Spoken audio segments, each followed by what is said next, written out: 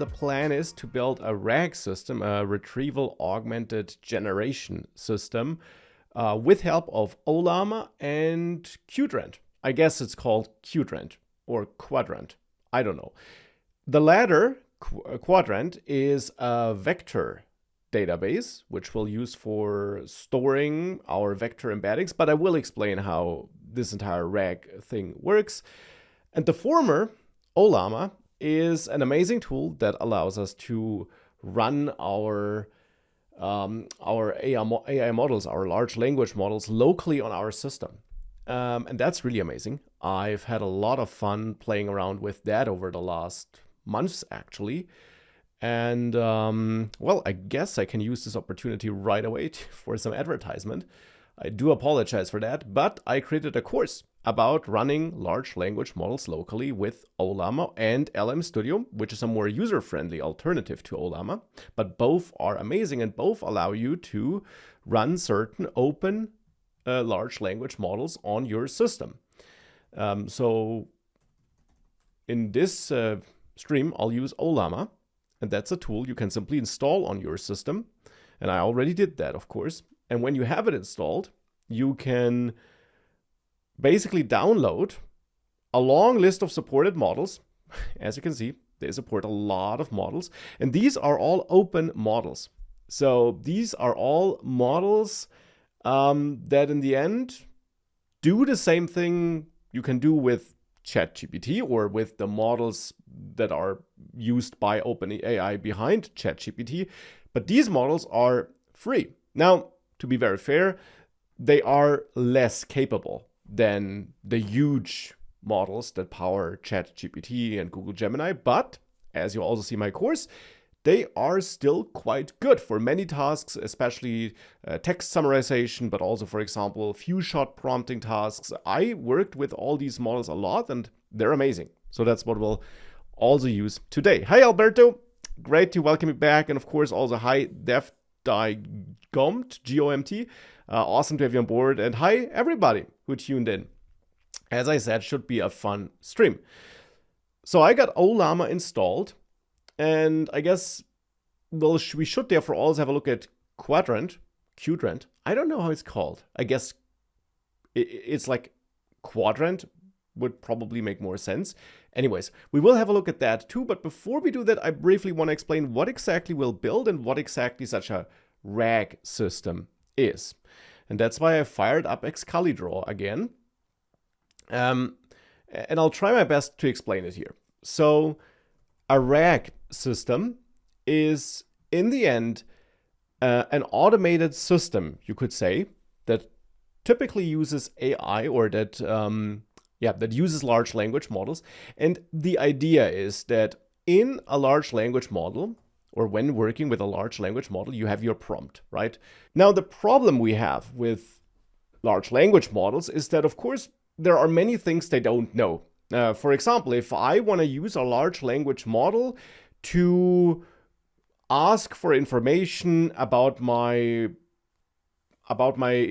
internal documents, about my spendings, my personal finances, let's say. If I have like a long list of PDF documents with all my receipts, with all my expenditures, and I want to ask a large language model about that, I want to get a summary or something like that, ChatGPT hopefully won't be able to help me because they don't know about my private data, right? It's on my system, it's in my PDF documents. I would be really scared if ChatGPT all of a sudden would know how much I spent last August, something like that. So there is a lot of information out there that's not accessible by these large language models. And that's not just my personal finances, of course. That is also something like, think of companies. Companies have all kinds of data that they don't want to share with the public, but where they might want to use large language models to give their employees an easier way of working with that data, to query that data, to ask questions about that data. So which options do you have? So let's say we're talking about a situation where I'm in a company and I want to know which contracts did we sign last month? Right? I want to ask a question like this.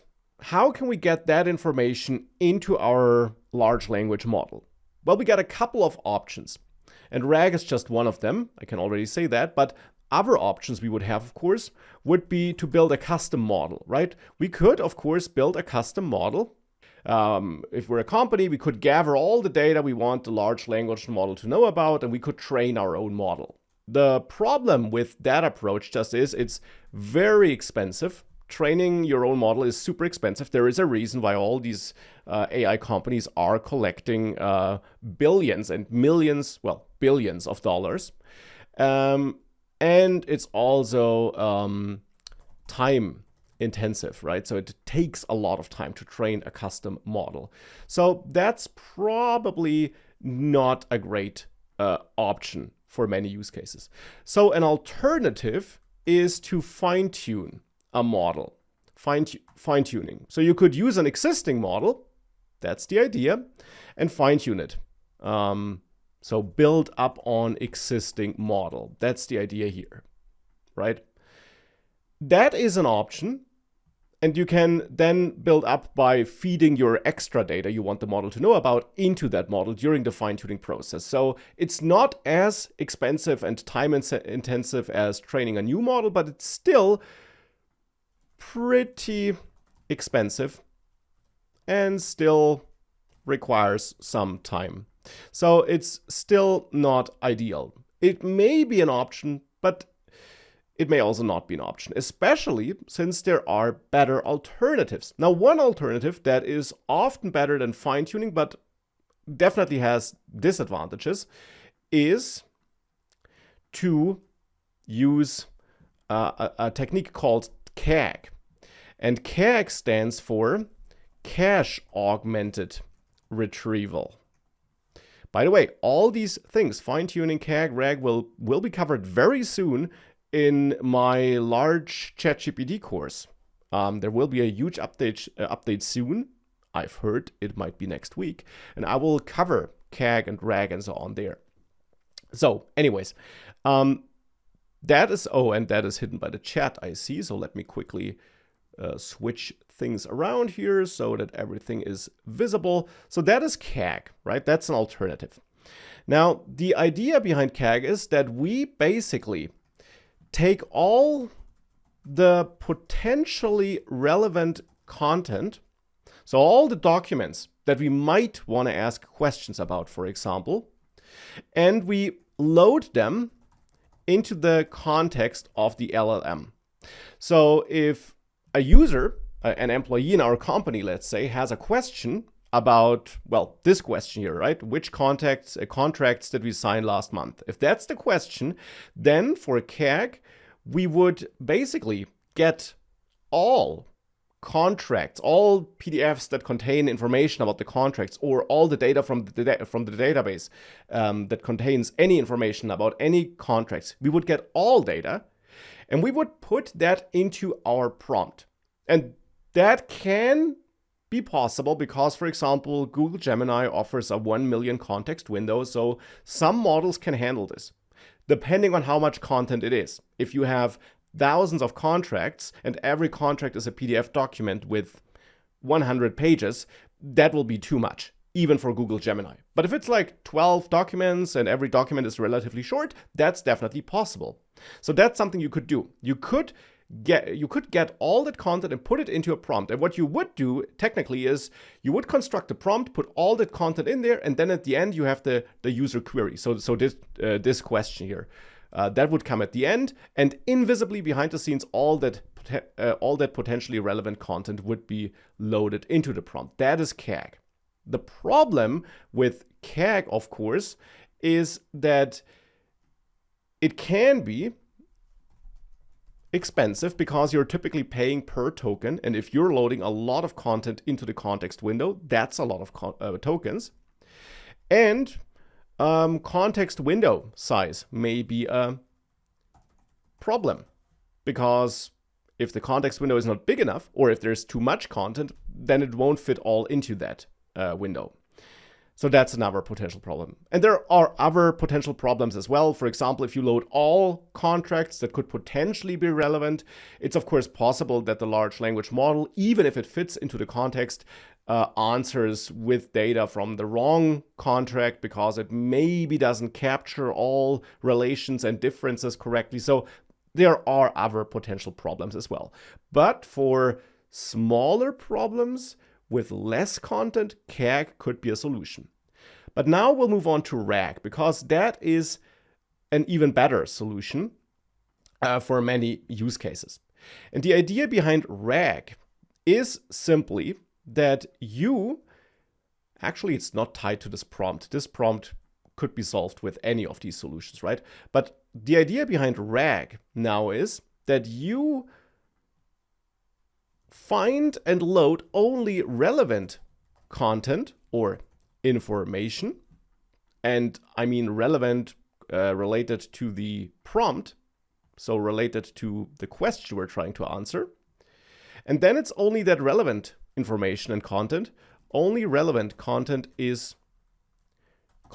loaded into context window, right? So that is the idea here. And then still you would construct a prompt programmatically where you have the relevant content injected into that prompt, and then thereafter the user query, the user prompt.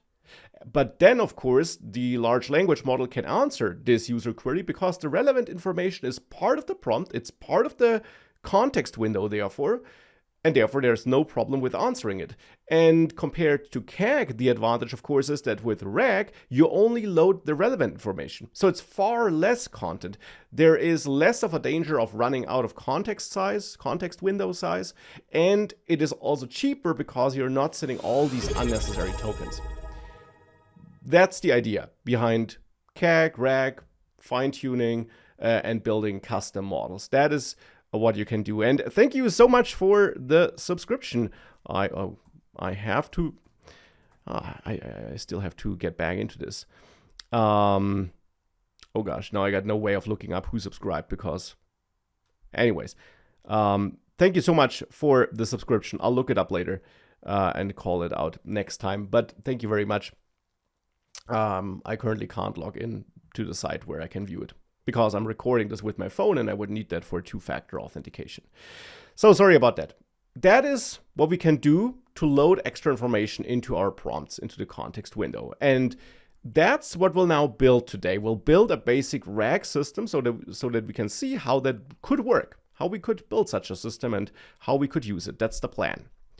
So, Oleg, I'm a self-taught full-stack engineer with 6 years of experience, and the latest advancements in AI make me quite anxious about the future of the field. Do you share these fears as well? I totally get you. What's happening with AI can indeed be quite intimidating. We're definitely not at a point, in my opinion, where AI can replace all developers, but of course, AI can make every developer a bit more efficient, and therefore if you're a company and you have 5 developers that are able to do the same job 10 developers could do, that is 5 developers that are not being hired there, or that might be fired even. Now, the question is if these productivity, these efficiency gains are really possible, because one problem that still exists with all these AI assistants is that as soon as things get more complex, code bases get bigger, or you're using legacy or niche technologies or cutting edge technologies, all these are problems that are pretty hard to solve right now by these AI models. Hallucinations are a huge problem right now. I would definitely not want to build or run an application that is totally controlled by AI, that was built entirely by AI, because the danger of security issues, bugs, and so on is way too big, and then I got no one who could fix that. So I don't see developers going away anytime soon. I think that companies will also realize that getting rid of juniors entirely won't be that great of an idea, because then these people are missing later down the road when they need senior developers, because guess what? Senior developers were junior developers too at one time. But yeah, it is definitely intimidating, and there have been easier times. But I'm not one of those people who think that it's over for developers. Far from it. When we say expensive in custom model or CAG, how expensive are we talking about? That, of course, totally depends on the model you're using and the amount of content you're loading. But for example, if we take a look at the OpenAI pricing, and let's say we want to use 4.0 for processing that data. We could, of course, use any model here. But let's say that is the model we want to use because that is the model that has the quality we want. So that model charges us a bit under $4 per 1 million input tokens, and then $15 per 1 million output tokens. Now, caching, with cached input, it's a bit cheaper, but let's stick to this number here for now. And you can, of course, do the math with any number. But if you use that number, then, of course, you can calculate that it will quickly become super expensive if you're putting thousands of tokens into every single prompt that's being sent to the AI, right? So if you had 1 million context window, which you do have with Google Gemini, and you have so much documentation, so many documents, so much content, that you reach those 1 million tokens with every single prompt, let's say, then you would be paying, let's say, $4 per prompt. Yeah, this is ChatGPT, and the 1 million context window is Google Gemini, but you get the idea, right? In the end, you can do the math for any provider. So that can quickly become super expensive. And for building a custom model, well, you need to buy all these GPUs. You need to have the people that can set up the training process, monitor it, electricity. I have no idea what it's going to cost you. But you can simply take a look at the amount of money OpenAI and all these other companies are raising. And even if you only need a model that is has only 1/5 of the performance their models have, that's still a lot of money we're talking. Have you worked with AI agents? Yeah, building some stuff here and there. Mostly experiments, though. Hey, Max, very much enjoyed your React course. Keep up the good work. Thank you so much, Spectholder. Thank you very much. Much appreciated. Okay, so now that we know which problem React solves, the question is, how does it work?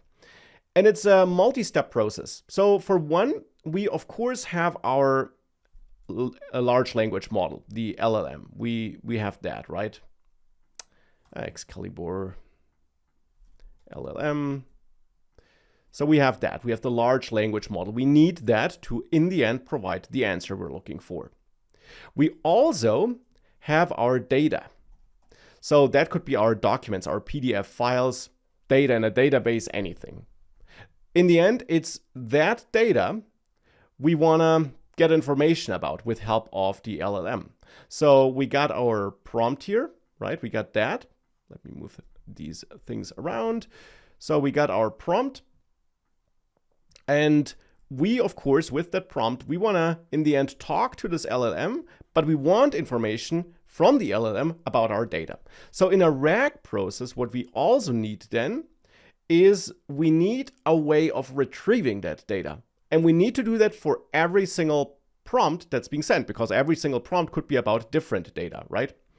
So what we actually also need to do is we need to transform that data into a format that's easy to retrieve. We need to be able to semantically retrieve that data. Now, in theory, we could, of course, also build a process where we use a large language model to, for example, dynamically create a SQL query.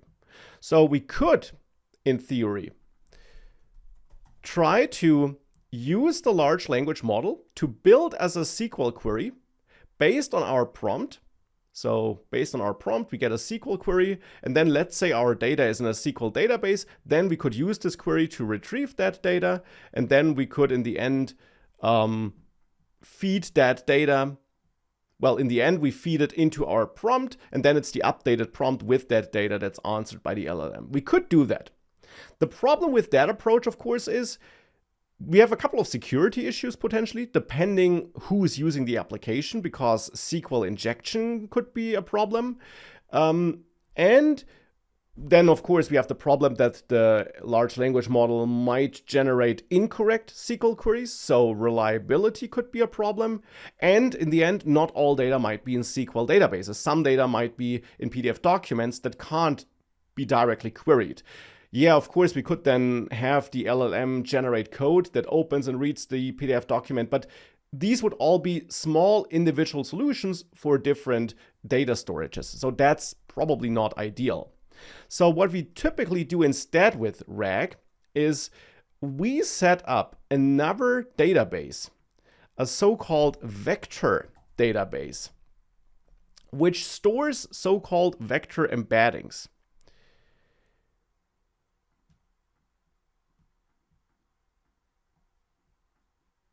So that is a special kind of database that stores vector embeddings. Now, what are vector embeddings?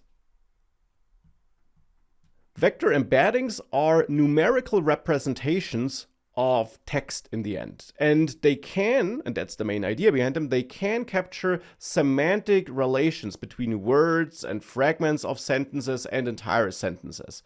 And actually, for training large language models, you also build such vector embeddings. That's an important step there because we need to be able to have relations between words and understand semantic relations. The idea essentially is that the idea is that you have multidimensional vectors that in the end make sure that words that mean kind of the same thing or sentences that mean kind of the same thing are stored in a similar place in a multidimensional space. That's the idea behind vector embeddings. And we'll see such a vector embedding in a couple of minutes. So what we do then is we take our data and we convert that data or parts of that data into such vector embeddings. Now, let me shrink that a little bit here. So that is something we do outside of the prompt. So that is something before any prompt arrives. And that's also something we only have to do once. And we then have to do it again for every new piece of data. But for the existing data, we only have to do it once. So we store that data or parts of that data in the vector database. Then when we send our prompt to the large language model, this prompt actually gets captured in between before it reaches the large language model. It gets captured. It gets captured by a process that's in our application, some code written by us, that converts the prompt, our text, to such a vector embedding. So we convert that into a vector embedding too. And we also did the same for the data. But now we're doing it for our prompt. And why are we doing that? Well, because then we can use those vector embeddings and query our vector DB. So here we query it. Here we store vector embeddings. That's the difference. So here we store. And up here we query based on that prompt which we converted. Now this will then return, or the vector database will then simply take a look at the data that's stored inside of it, the vector embeddings that are stored inside of it, which are based on our data, and it will compare those to our converted prompt. And it simply, because that's how these vector embeddings works, it simply calculates the differences between these different vector values and therefore finds out which stored pieces of data are similar or are related to our prompt. So that's some kind of semantic search that's happening here. And then all these identified entries are embedded into our original prompt. So the original prompt is now our question plus the related data that was fetched. And then it's this updated prompt. So prompt updated with retrieved data. It's that updated prompt that's sent to the large language model, and then we get back a response. That's in the end what we build. So we need a large language model, we need a vector database, we need a system or a process for generating these vector embeddings, we need the data that we want to embed, And that's it. And that's what we're going to build over the next minute. So yeah, I hope I could make this clear. If not, it will become clearer as we build it. Were you in Tassos on summer 2023? No, I was not. Sorry to disappoint you. In 2023, I was on Kors. I think that's the English name.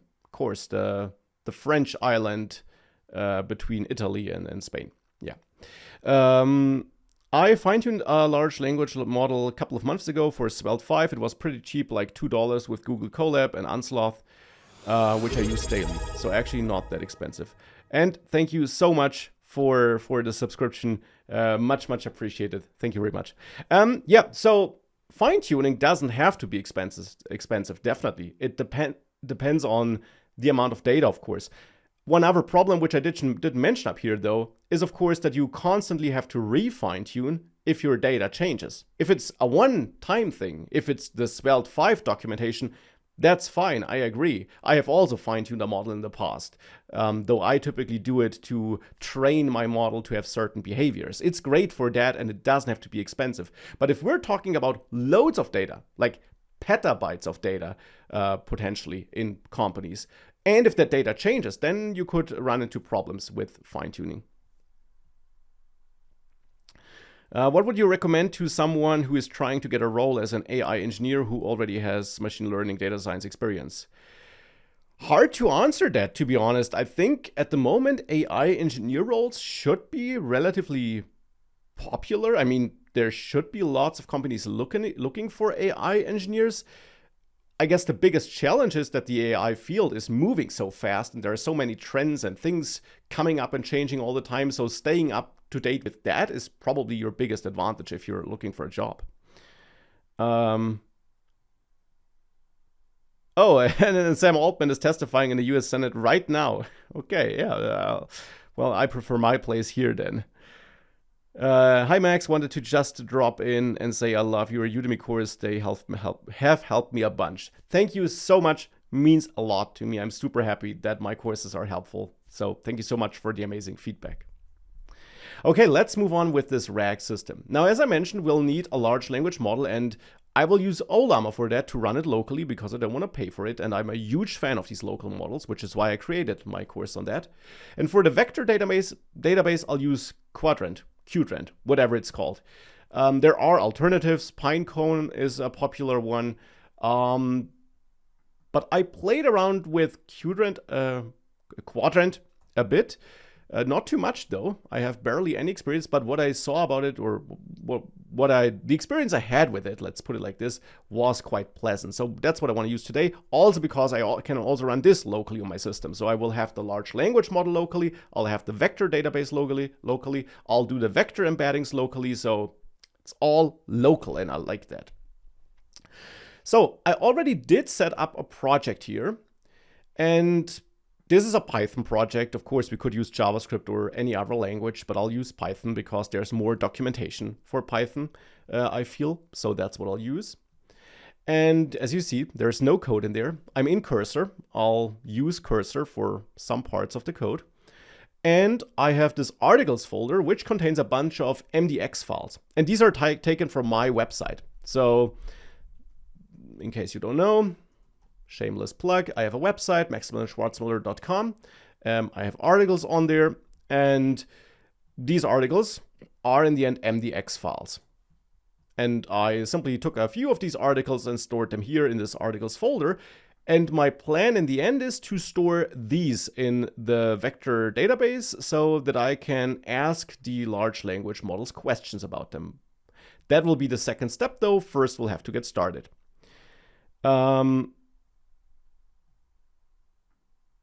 To do all of these locally, is the Mac Silicon family is good enough? Yeah, absolutely. I have a M1 Max. So I have a MacBook Pro M1 Max, I think. Let me check real quick. So I got a Apple M1 Max MacBook Pro here, and I have no problems running these models locally. I can't run DeepSeek R1 with the big one. I can't run that, but all the other models essentially work. The new Llama 4 models are also too big, but the Gemma models by Google are amazing and work. The Qwen models, the new ones, most of them work here. So yeah, really great. So I will start now by installing or running Qdrant.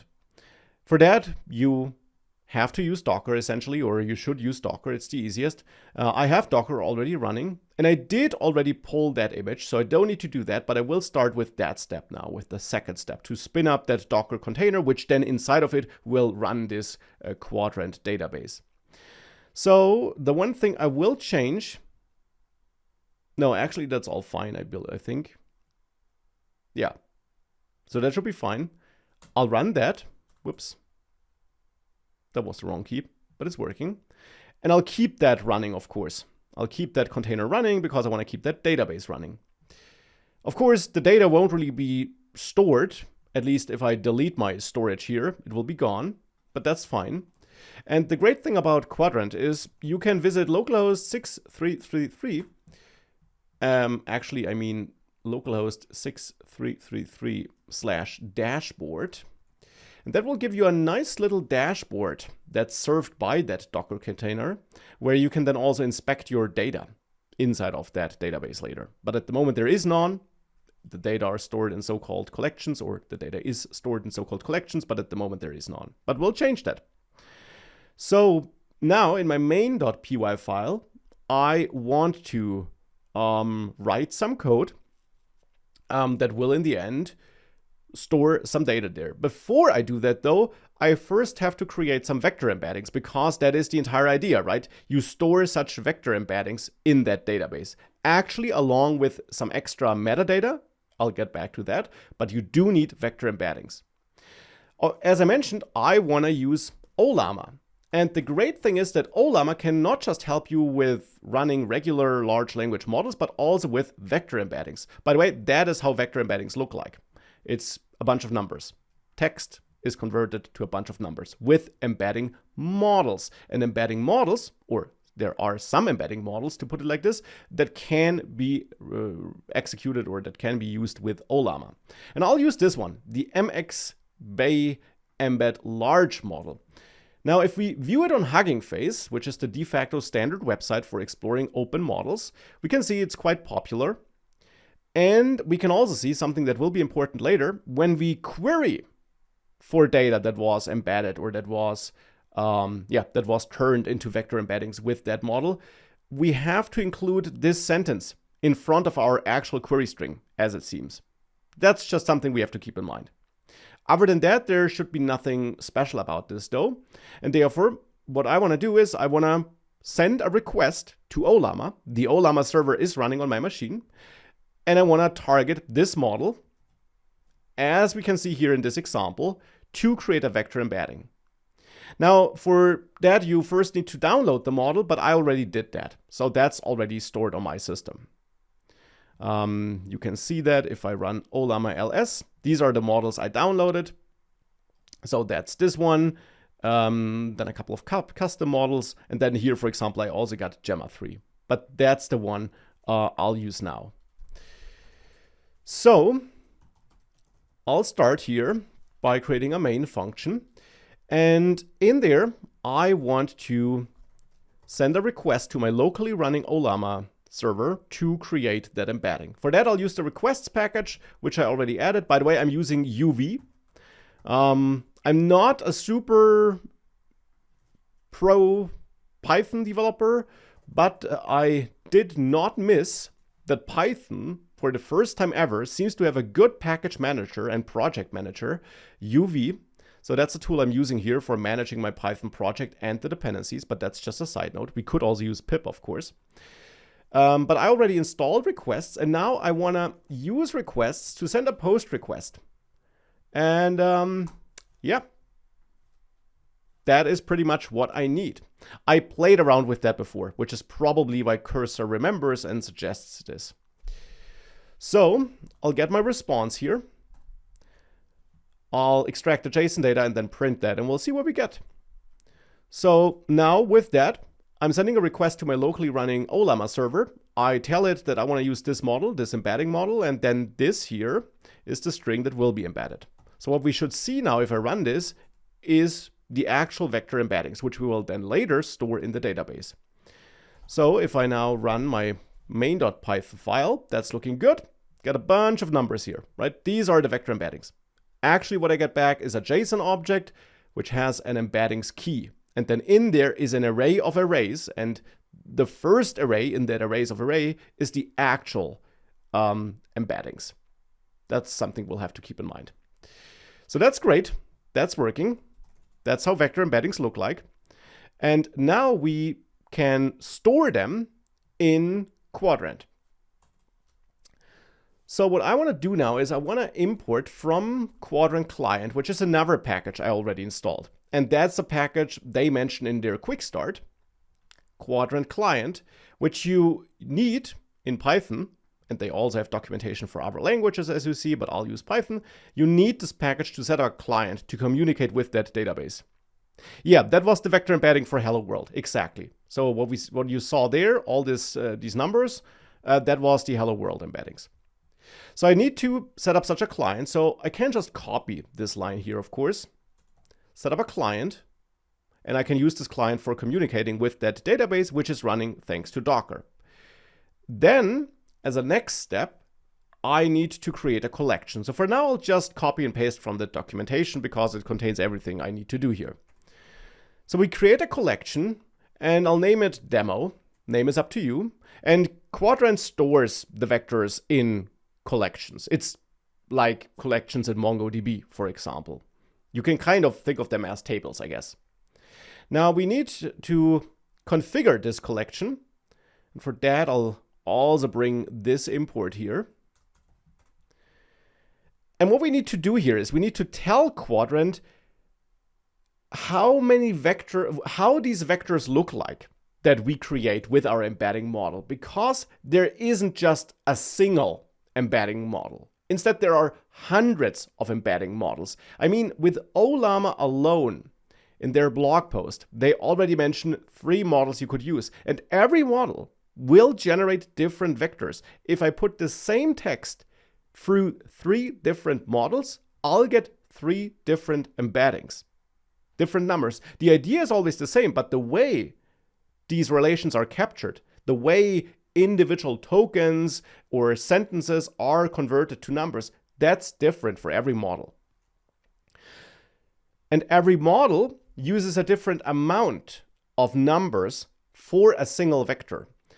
And we can see that here actually, if I comment out this code for the moment, if instead of printing the data, if I take the actual embeddings, which we saw can be found in the embeddings key, and then it's the first array in that list of lists. It's the first list. If I print the length of my embeddings here for this hello world string, whoops, indentation, then I get 1024. So this embedding model uses 1024 numbers to build a vector. So whenever I request a vector embedding, it will be 1024 numbers. And it doesn't change anything if I add more text here. If that's a longer string I want to embed, it's still 1024. So that's the vector size of this model.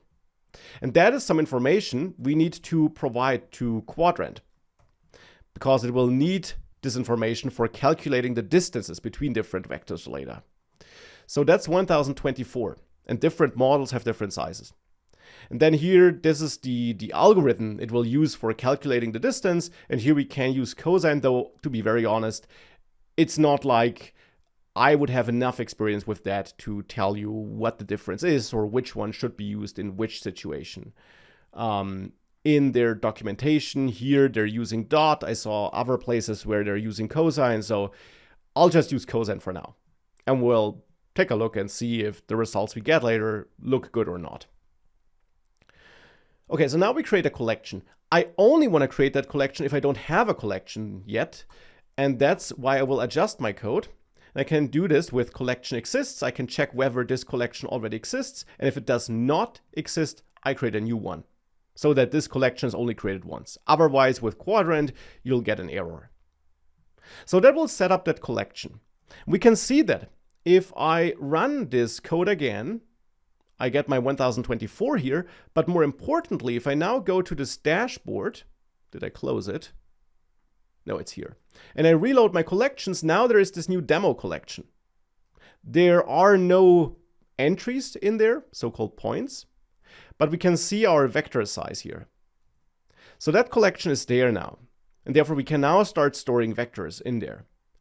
So what we can now do is we can start storing some text in there. And for now, just some dummy text to see whether it works.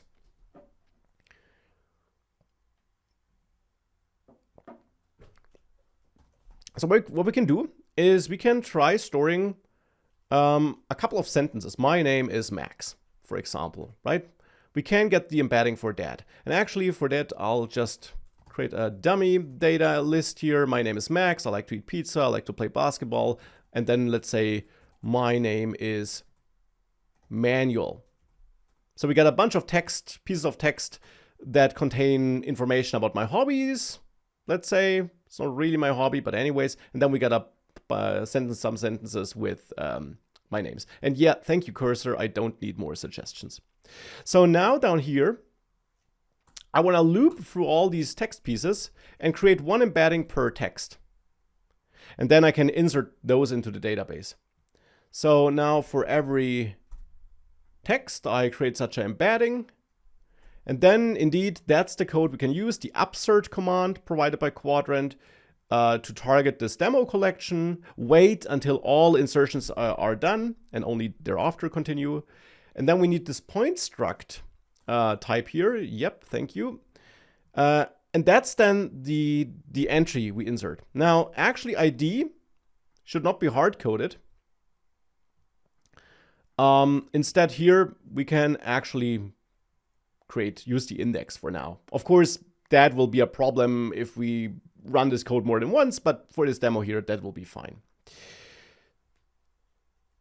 So that should now insert these vector embeddings.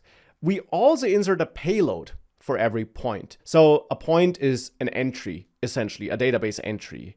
And every entry consists of our embeddings. These are super important, and an ID. And then we can also, we don't have to, but we can also add some extra payload. And that can be some metadata that's associated with the vector embeddings, because the vector embeddings are just numbers in the end. If we later query that database, we probably don't just want to get the numbers though. We probably want to get the actual data behind the numbers, or at least an ID that points us to some other record in some other database that contains the actual data. So here I'll simply store that text, that raw text, so these pieces of text, as payload, so that we have the vector embeddings and the text that led to those embeddings, and it's all stored in there. So now if I run this again, that should finish without problems. Now I have 5 entries in there. If I click on that, we can see those entries here. Point 0 is this text. And then if I copy this point to the clipboard and I paste it here into my code editor, that's the vector embeddings. So that's the actual vector embeddings that's being stored. Okay, so that's what's being stored, and we got all these points for these different sentences here. So back in our nice drawing, we did now finish this part here. We turned our data into vector embeddings and stored that in a vector database. The next step now is to also convert our prompt to a vector embedding so that we can send that to that database and look for related data. And that's what I'll do next. So I'll comment out this code because I don't want to run it again, but I also don't want to delete it right now. And I'll set up a prompt here. Or actually, I'll use input so that I'm able to insert that prompt when I run that script. And now we need to create an embedding for that prompt. Actually, we need an adjusted prompt. And that adjusted prompt should be our prompt with this text in front of it, because I'm using this specific embedding model. So that's not the case for every embedding model, it's just for this one here. So I will actually put that in front of my prompt. And this adjusted prompt now must be converted to a vector embedding. So again, yeah, thank you, cursor. I'm talking to my Ollama server. I target this model. I send my adjusted prompt. I get my embeddings here.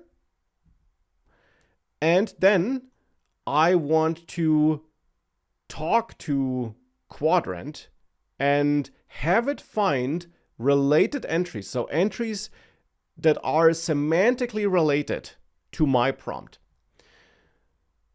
So what we can do for that is we can use client query points, as I understand it. And I think that's also what cursor suggested. No, it suggests query with payload. I want query points though, I guess. We'll see. That's the part I have never done before with Qdrant. So what I'll do here is I'll target my demo collection. I use my embeddings, which are now based on my adjusted prompt. And I use those here as my query because I'm querying for points, and points are these vectors. I think I want with payload true. I want payload to be returned. I guess that's what we control here.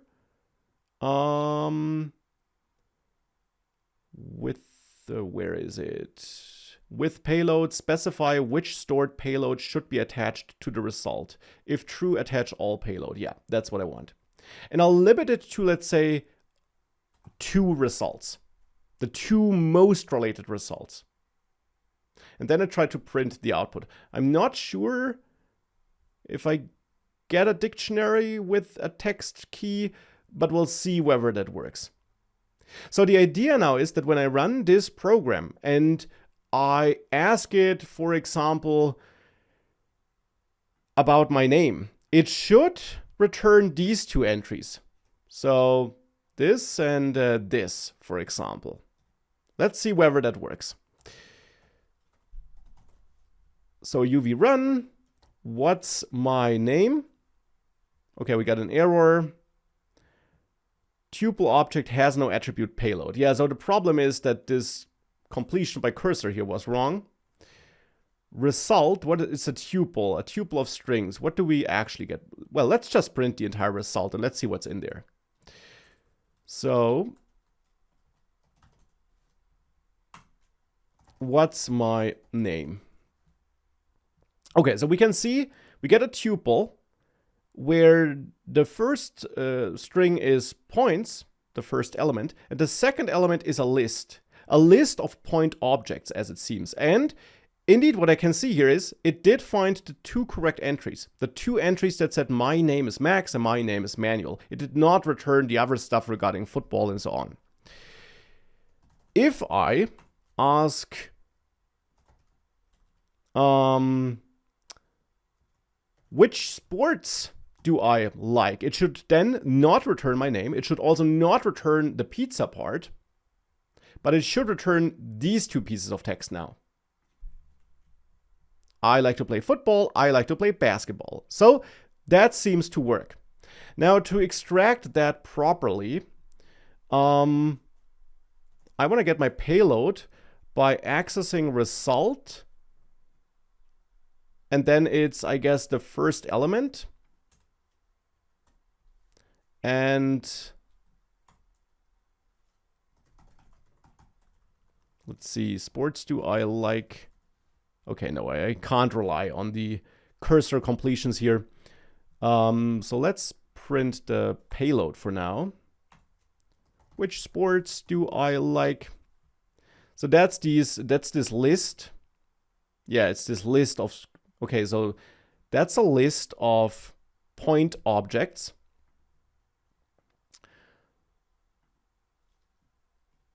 So actually result and results does not make sense, right? It looks like,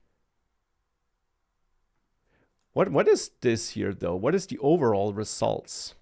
As I said, that's something I have not done before with Qdrant because I have barely used it. Which sports do I like? Points equals this.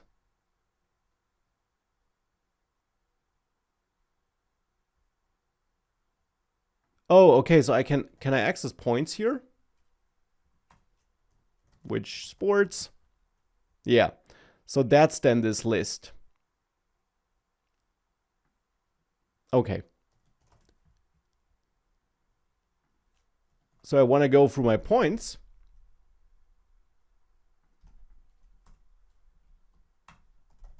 Which sports?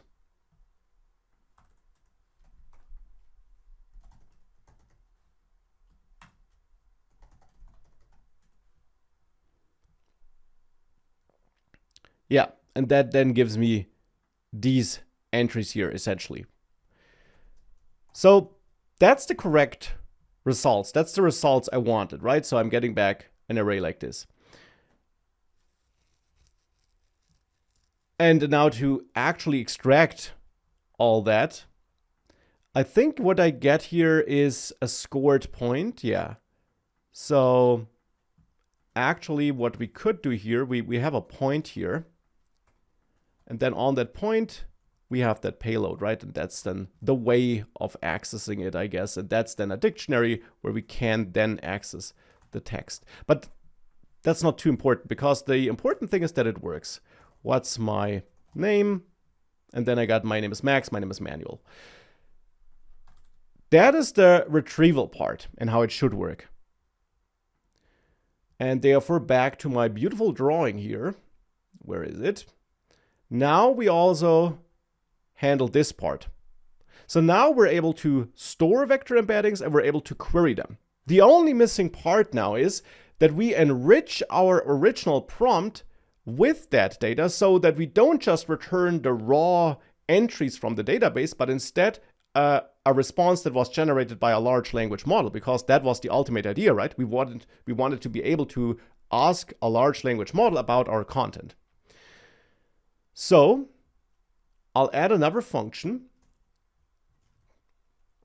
And I don't need that dummy data here. I'll comment that out too. Generate response. Prompt will be a string. And here I want to, again, reach out to Ollama. But this time I don't want to use the embed endpoint. Instead, I want to use the, I think it's the chat endpoint. I can't remember. I keep on forgetting. Ollama API, let's take a look.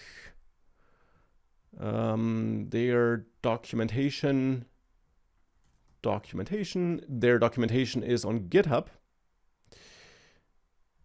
Okay, where is it? Docs, API, generator completion, API generate is what I want, because I don't want to build a chat here or so on. I just want to have a single completion.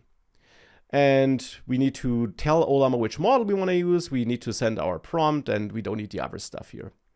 So prompt is prompt. Model is actually, in my case here, I'll use this Gemma 3 model here, which I downloaded in advance. And stream is false, because I don't want to stream. That is correct. Yeah, that should be all. And of course, now if I briefly comment out this part here too, and now of course I could use this to generate a response to any kind of question like, hello, how are you? Or again, I could get my prompt, send this to the AI, and then print out the response. So if I now run this file, what can you do for me? This may take a while now because this is now hitting that server and the model is now generating a response. And since I'm not streaming the response, we will only get it once it's done. So we only get it once the entire response is done, the entire text that's generated by the LLM. So that can take a while. But we will get one eventually. And I can start answering more questions in the meantime. What's the logic behind every different size from Ollama providing different vector embedding results for same input? I'm not sure what you mean. The vector size is always the same here. It's this 1024. So 1024 numbers are used per vector embedding that's being generated. Yeah, that's how that works. And different embedding models have different sizes. None. Okay, I think I'm not extracting the response correctly, but we'll get there in a second. Please create a comprehensive course that helps full-stack web devs use advanced AI products in their apps without getting engaged heavily in core AI. I actually already have a course about using AI as a developer.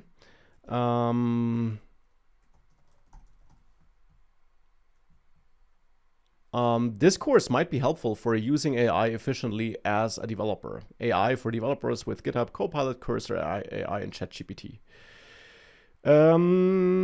But the values inside the array was different, right? The values are different, yeah, because, so, I mean, if you embed hello world, the same text twice, it should be exactly the same numbers, but different text pieces should have different numbers. And even if it's just one character that's different, that will change it all, because it is a brand new embedding. But the exact same text should give you the same embedding.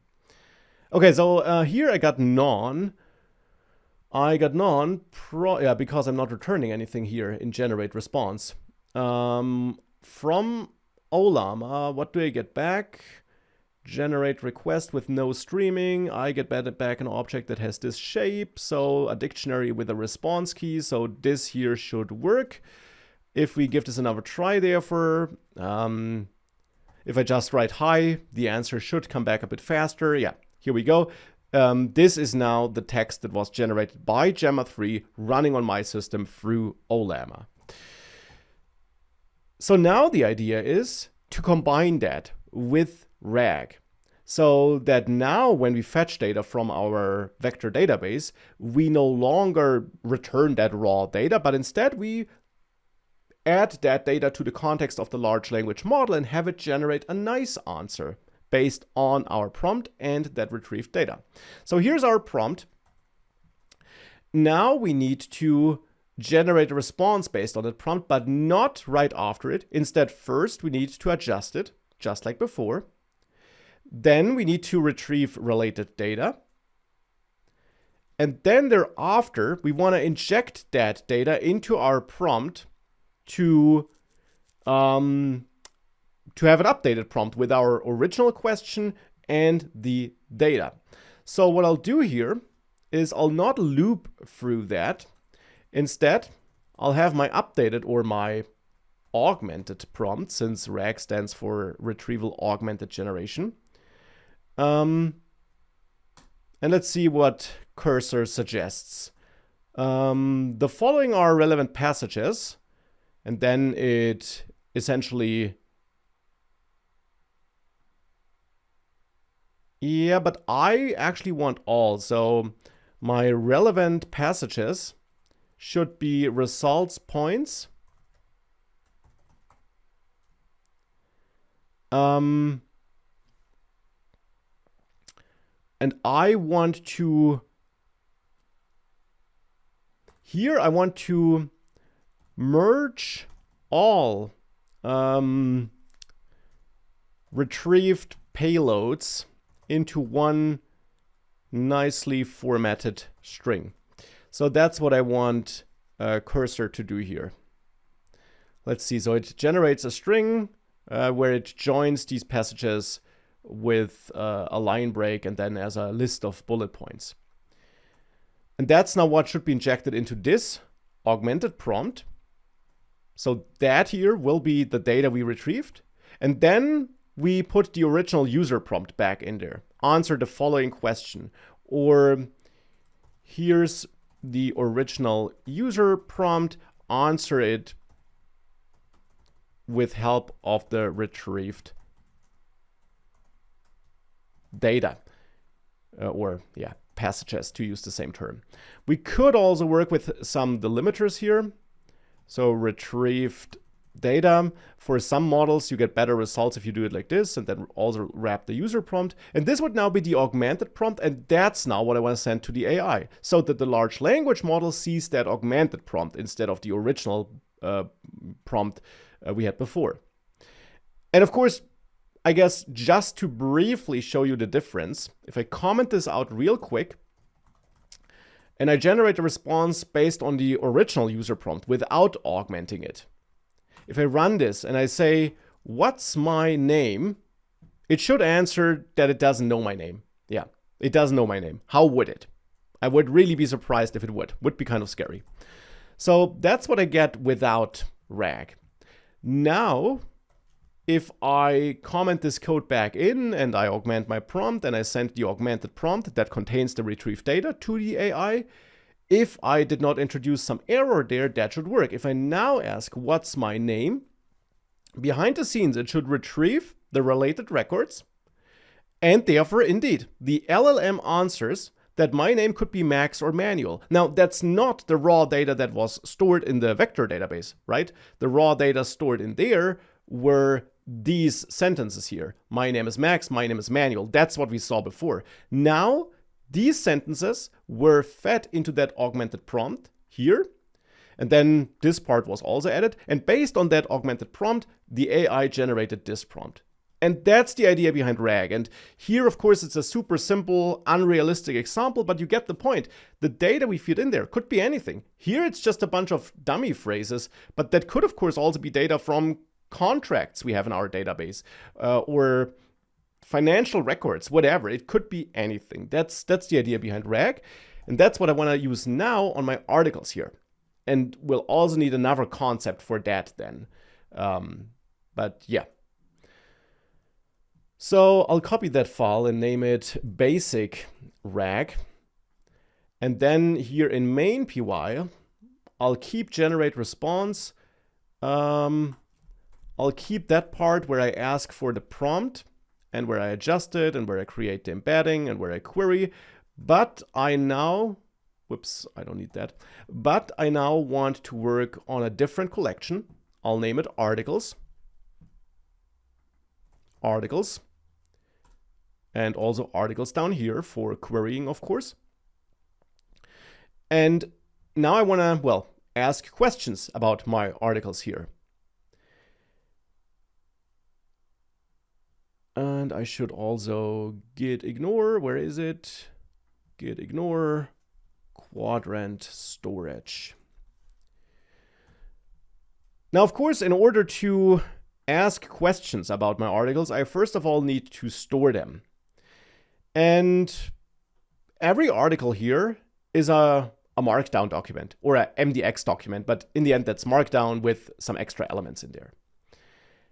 In the end, of course, that's all just text. So we could create one vector embedding per article. We could do that.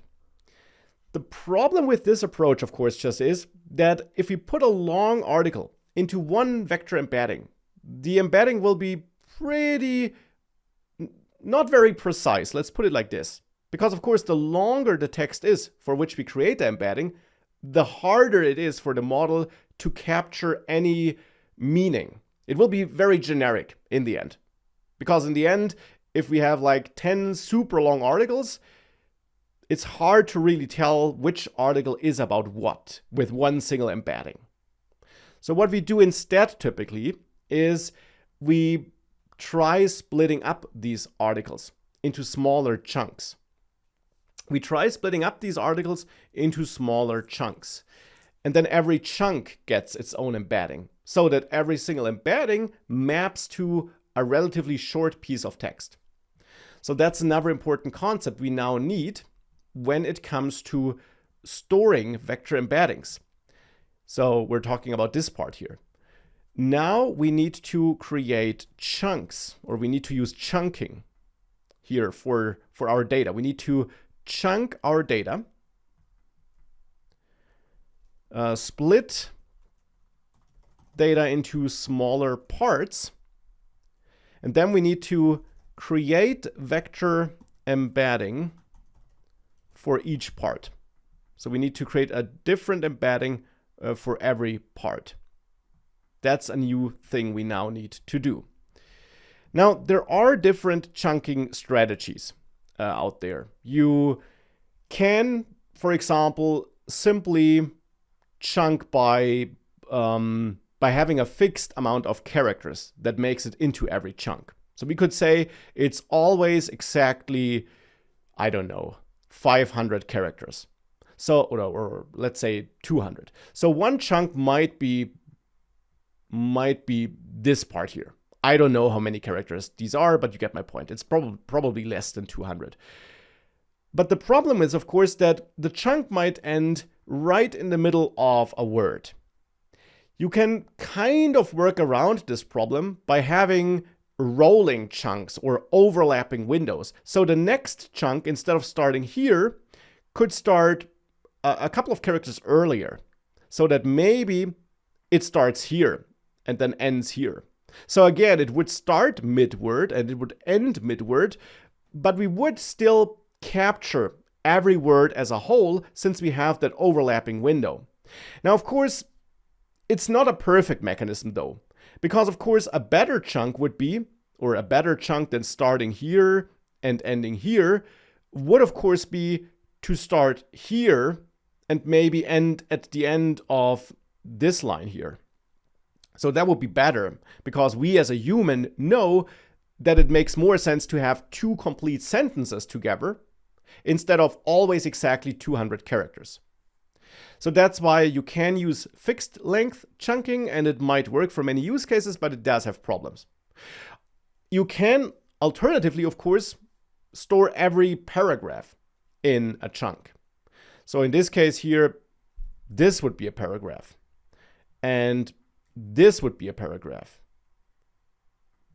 And for example, oh, I got a bunch of paragraphs. But for example, here, if I removed that blank line, that would be one paragraph. So not every line is a paragraph, but really only if we have a blank line in between.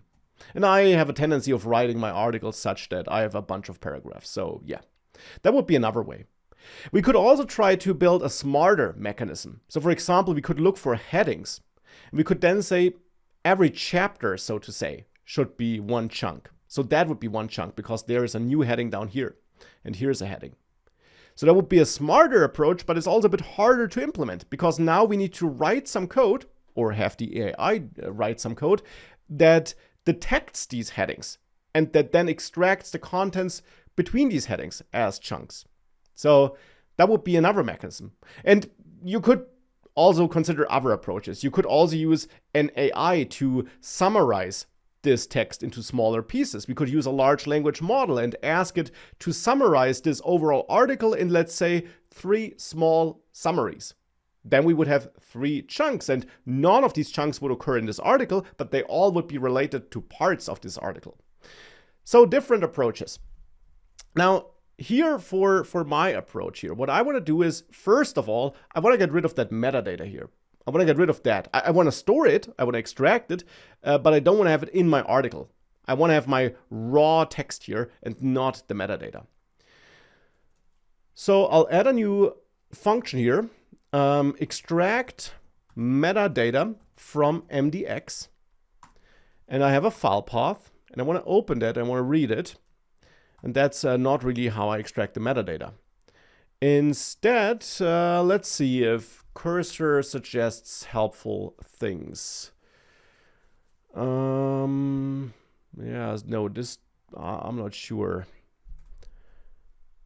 Now, this is something I've actually never done in Python. I've never processed MDX with Python.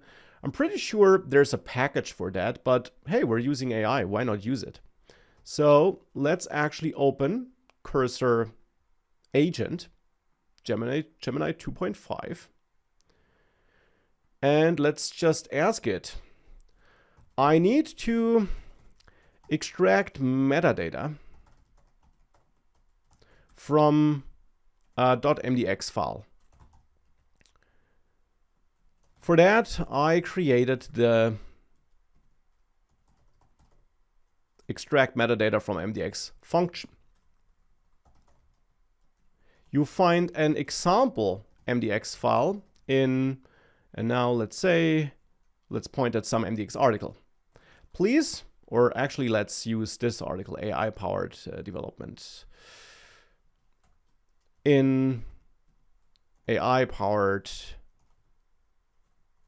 hello, MDX, this one.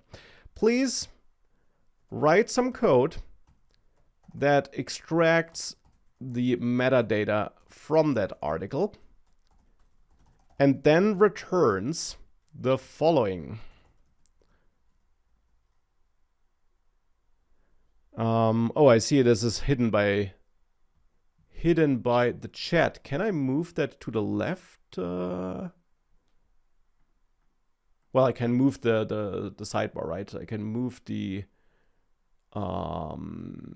move primary sidebar right. So now, okay, extracts the metadata and returns the following. Addict with the metadata, the raw text string of the article without the metadata. And now let's see what that gives us.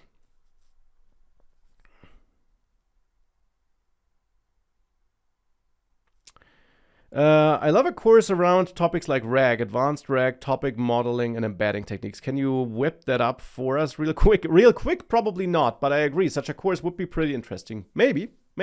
I have a lot of fun working with these things, ideas, concepts. Yeah.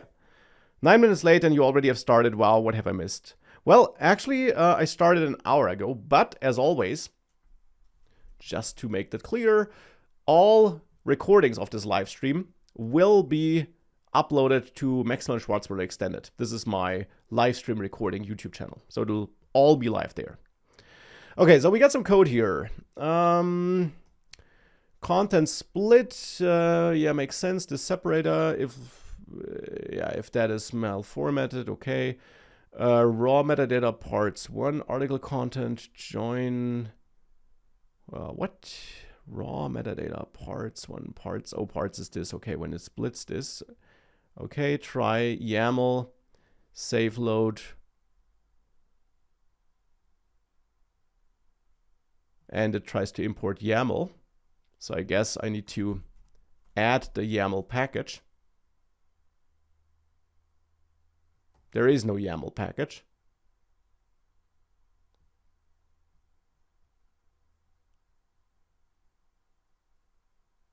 The YAML library. Is there a YAML library?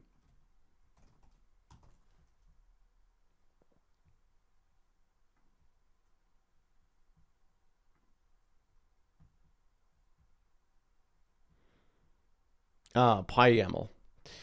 So here we go. Okay, let's see whether that works. So I have this extract metadata from MDX function now. So what I'll do for now is I'll comment out all that code here in main, and I'll try to get the metadata and article content for one of my articles. That, however, is not an article that really exists here. So let me quickly fix that. Like this. By the way, yeah, they're all MDX. Okay, so let's see whether that works. I got no error. I guess that's good. I got my article text here, which includes the MDX tags here, but that's fine. If I scroll up, yeah, it does not include the metadata anymore, just these imports. That's okay. And then the metadata is here in addict. Awesome. So that's looking good. So now I have a way of getting my metadata and my article content. And I want to store that metadata as payload, and I also want to store that article content as payload, but I also want to use that for creating my vector embeddings. But as I mentioned, I also want to chunk it. So I need a function create chunks, and here I want to get the article content. And cursor suggests that I chunk by paragraph essentially. So by looking for double line breaks, I'm looking for blank lines, and that would put every paragraph into its own chunk. And I think I'm fine with that for now. That will give us a lot of entries, but that should be fine. It's a very simple way of chunking, of course, but it's a good way for getting started, I guess. Alternatively, yeah, we'll see. We'll see. We can always change it later. So that's one thing. And there was something else I wanted to do. So I have these chunks.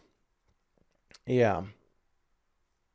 Well, I guess what would be nice is if we get rid of these imports, because these would be in chunks too.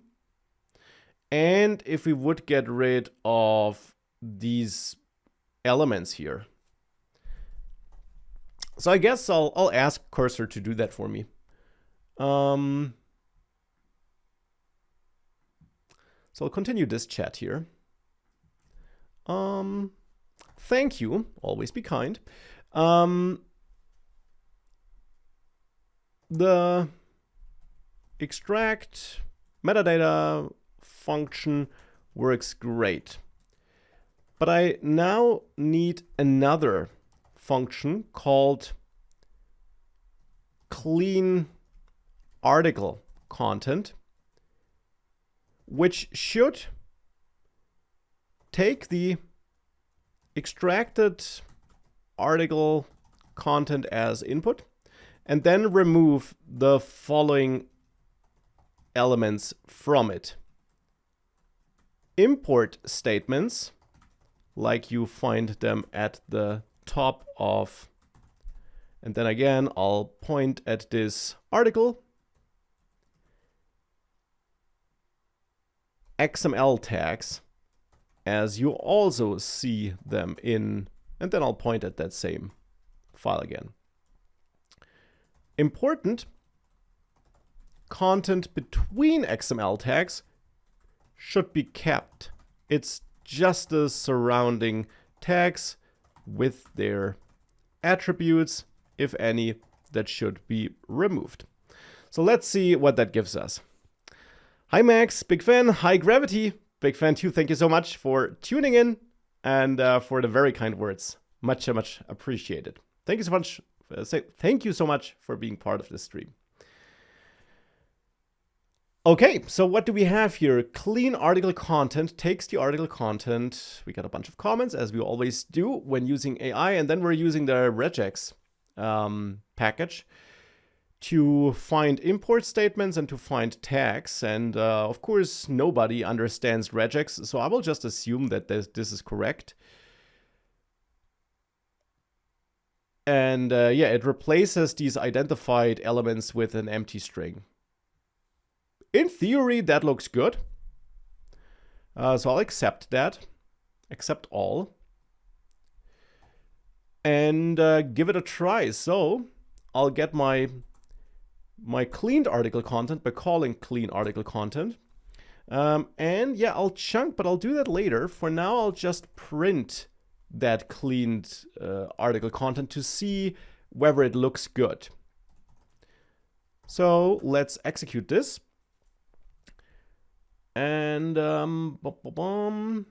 yeah, looks good. Import statements are missing and the tags are also gone.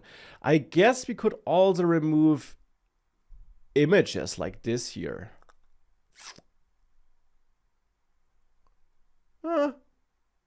Well, I think we can also keep them though. Okay. So that works. Now we need to create those chunks. And I'll also print those for now so that we can see what we get here. And we get a list of strings. And every string in the list should be one paragraph.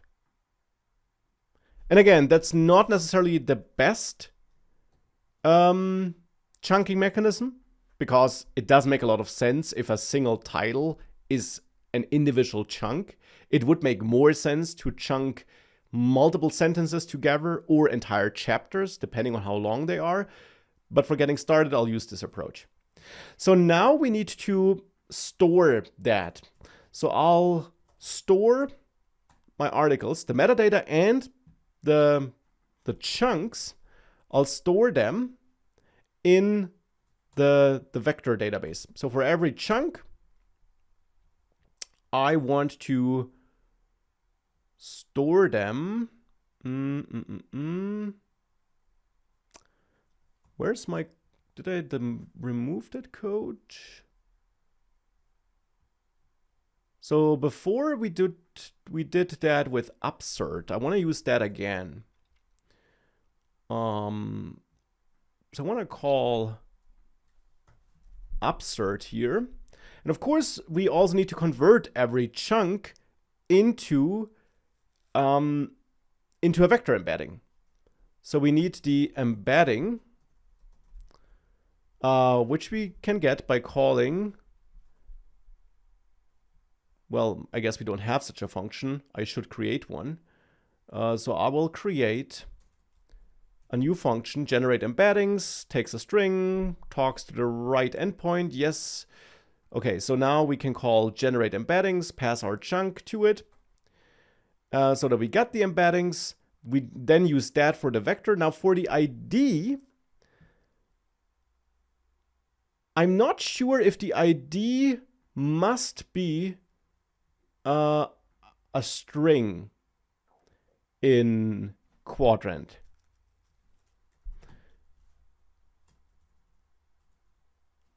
Can I look that up? What an ID?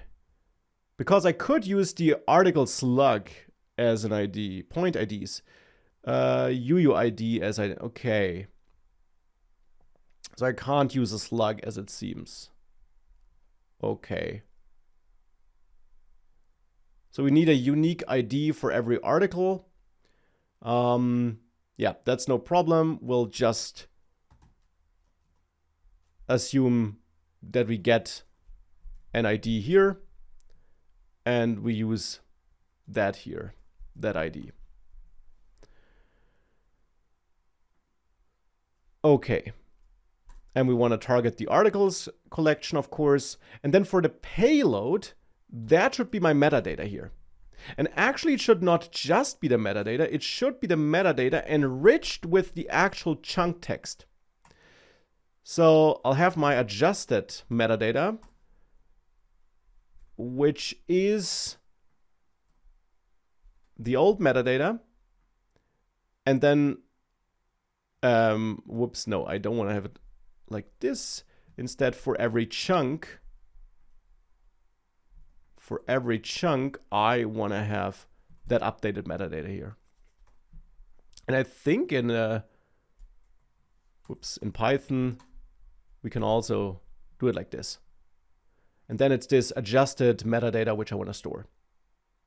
So that should now store every article or every chunk in a single article in that database. Again, but the ID should be string.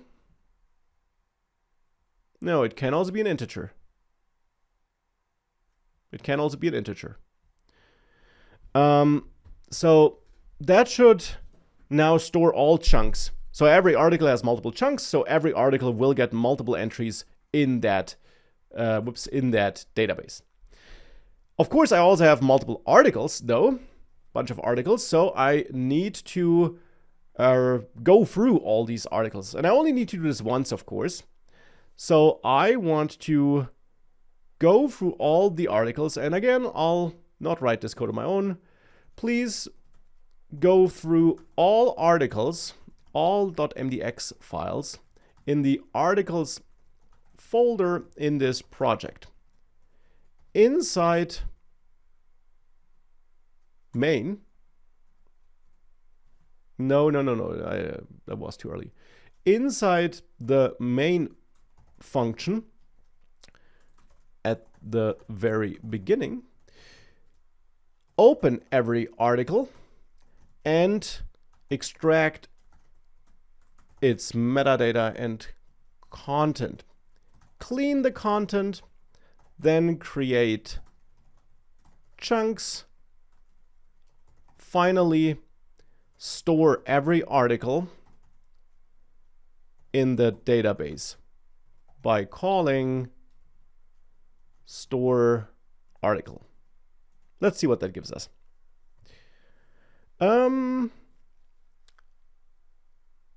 As someone who took a class in uni about regex logic, I still don't understand them. Yeah, I've tried countless times, but no chance. Anas, you can communicate with me here, but I do not provide any personal consulting or mentoring or anything like that. I'm sorry. Now that Astro 5 is out for a while, would you consider making a video on Astro, or do you think it's not popular enough to warrant a course? I'm not sure about a course, but a video, definitely something I should do, yeah. And maybe also a live stream. I'm using Astro for my website. It's amazing. Okay, so now here, what do we have? We go through all entries in articles by listing it here. If it ends with MDX, makes sense. And then we have the article file. We construct the file path. We extract the metadata from it, clean it, create the chunks. And, well, that should be, yeah, that's the clean content. And we store the article. We increment the article ID counter. I guess it would be a bit more, a bit fancier if I would simply do it like this and we don't need the article counter then. But yeah, that looks good. That should now go through all articles, and for every article, it should create multiple chunks and store them. So let's see if that works. Let's see whether that works. Now, that will take a while, and I'm returning the wrong thing here. Embeddings, data embedding 0, response JSON. What's the problem?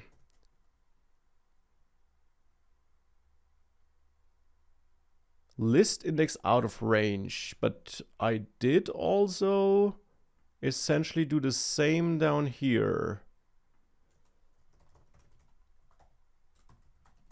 What's the problem here? Okay, it works at the beginning, but then it fails. There is something where I got no embedding, so some kind of empty line or something like this, I guess. Okay, so I should add a little check to not handle embeddings that are empty. So when I have store article, I should check if len embeddings greater 0, then I want to insert this. Oh, but the problem was that this here fails. So I should add a check here if that is greater 0. Otherwise, if it's none, so here I should check if it is not none, then I insert. Yeah. Now, of course, I now probably already did insert some entries because it worked for some. Yeah, but only one.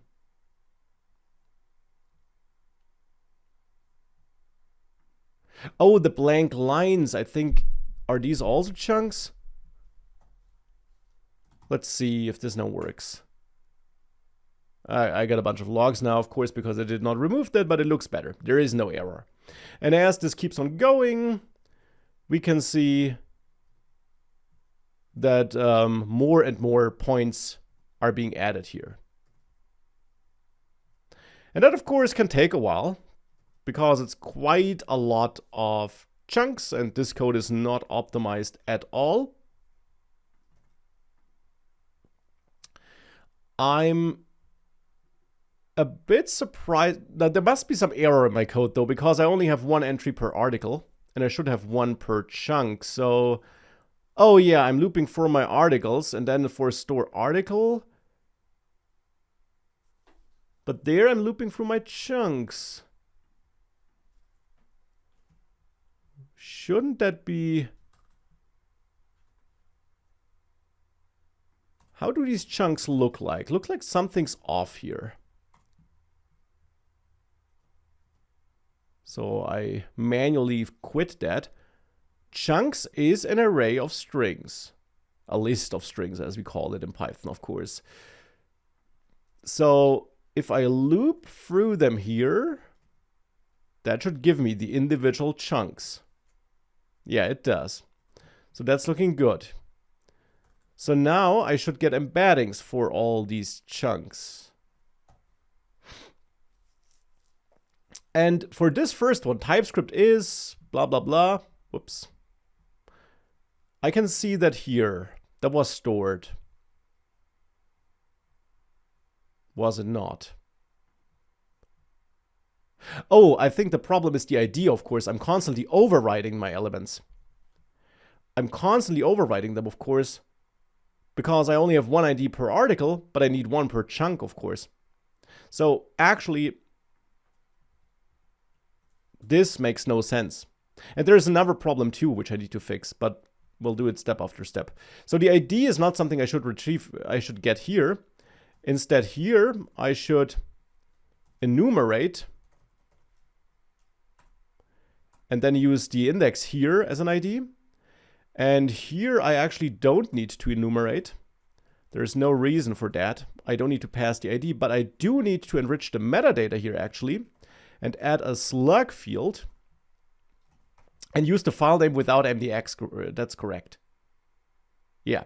Okay, so now with that, I want to clear my collection. Can I do that here? I can delete it. That's convenient.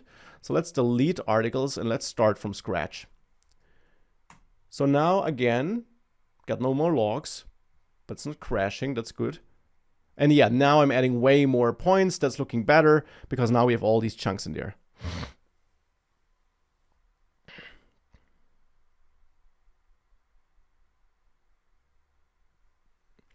So of course, that takes us from 0 to full project deployment.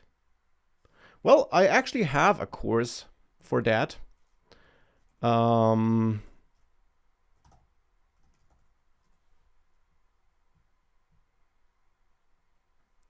This 100 days of code web development bootcamp. It says 2024.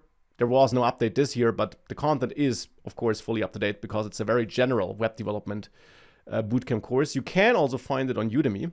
It was published a couple of years ago, but it covers the essentials you'll always need. So that might be just the course you're looking for because we start at the very basics there and then we go all the way up until we also deploy.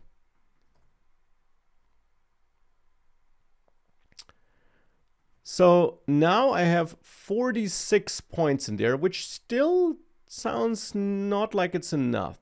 So here I got the slug running open LLMs locally. That makes sense. Got a bunch of slugs related to this article or a bunch of entries related to this article. Let's see, do I also have another article? Because I'm kind of afraid that it only stored one article because I would have expected to have more points. Oh yeah, of course. Again, another mistake, of course. Here I'm regenerating IDs. So for every new article, I start at 0 again. So that's also not the way to go. So I guess I'll make that. I have enough. I want a UUID for every chunk. So here, generate a UUID for every chunk, so that we have a truly unique ID.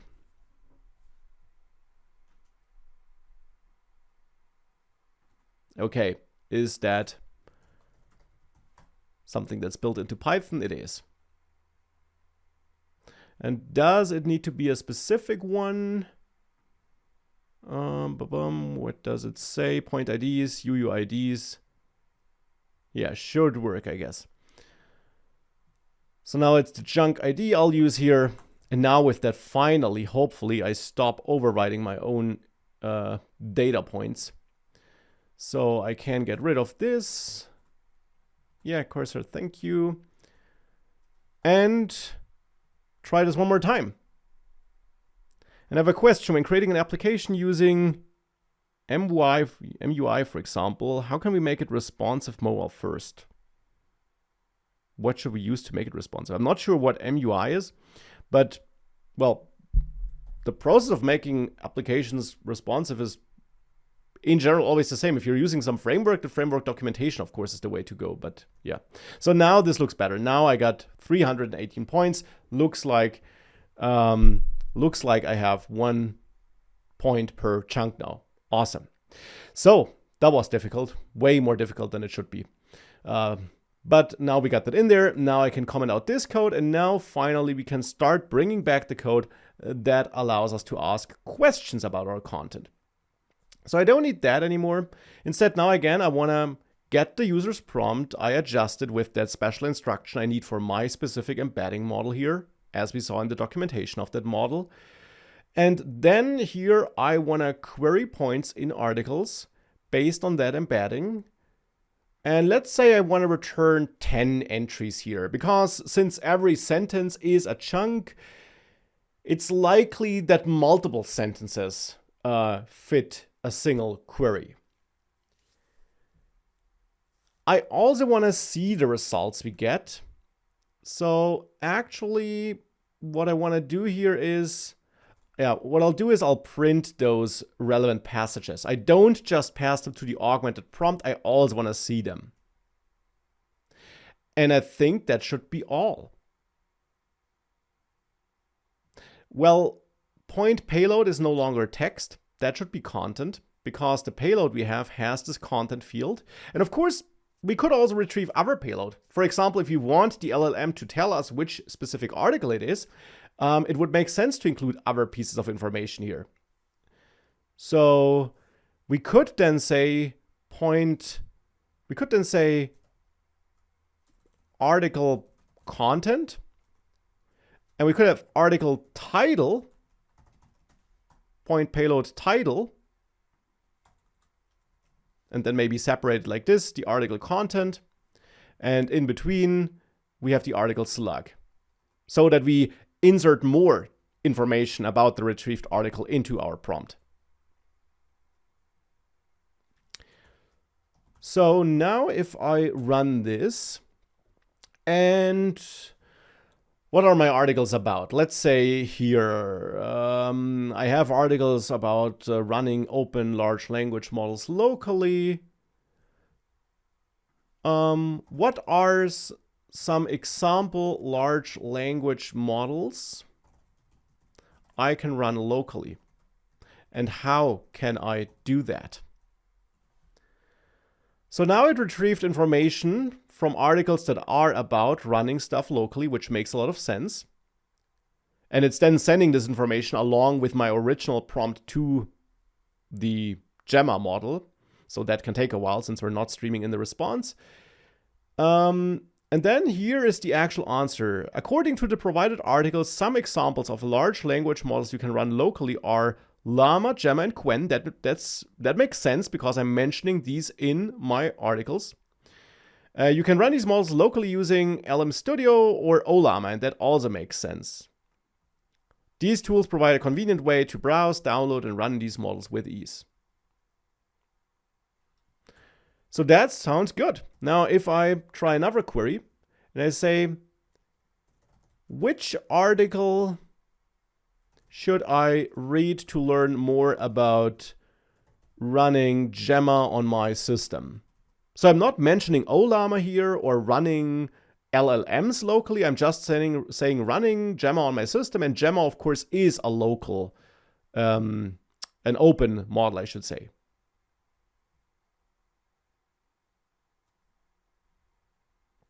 And it says, based on the retrieved passages, you should read the article. Don't sleep on running open LLMs locally. It specifically mentions Google's open Gemma 3 models and discusses their variants. And this don't sleep on running open LLMs locally article is this one. So that's the one it found here. And therefore, despite being stuck on those stupid IDs with the chunks, that's now an example for a RAG system that took my articles, extracted the relevant information, chunked the articles with a very primitive algorithm, to be honest. We could improve that.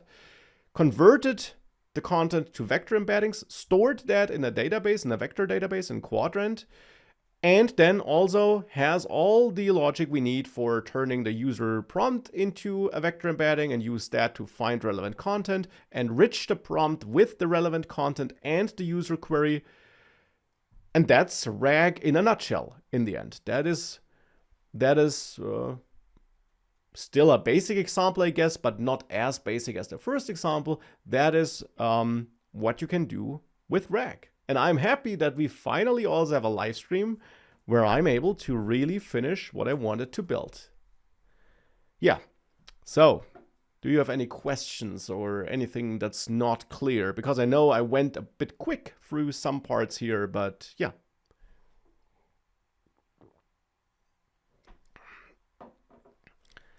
I've learned a ton. Thank you very much for doing this live stream. Thank you so much, Casey. Means a lot to me. And by the way, Manuel is doing great. We can use LightRag solution. I don't know LightRag, but yeah, you can definitely use lots of solutions. I mean, Cloudflare also has their AutoRag solution, which essentially, I think, I haven't used it, but I think it basically crawls and searches the data you expose to it for you and automatically chunks it for you. But the idea in life, of course, general, at least my philosophy, is to try to understand how things work internally. And it's, of course, pretty valuable if you're able to build systems like this, because that means you can really fine-tune them to your specific requirements, and also use them in environments where you maybe don't want to share your data with anyone. Do you have any plans to make a blog editor app in the near future? No, I don't at the moment, to be honest. But when it comes to live streams, I'm really only thinking week by week, so that can definitely change anytime. Would you have this code link in the video description? Yeah, absolutely. Absolutely. I will not share my articles, to be very honest, because you can read them here, but sharing the raw markdown files, they're not super secret, but it feels a bit off, to be honest. So I will not share those, but I'll share the code, of course.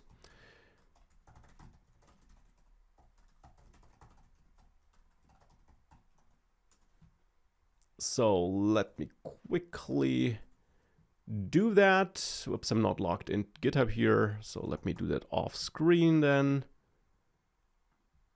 New repository, public, RAG demo. A basic demo for building a RAG system with Qdrant and Ollama. Here we go. Take this, and then here, quit remote, add origin.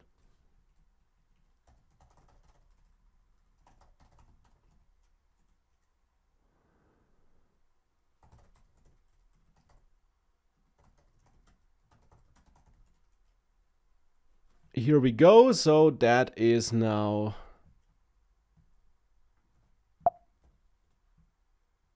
this repo here, GitHub, Schwarzmüller, basic RAG demo. I'll also put it below the video on my YouTube channel for the VODs. So this Maximilian extended YouTube channel. I'll upload it there tomorrow, and I'll put that link in the video description there, of course.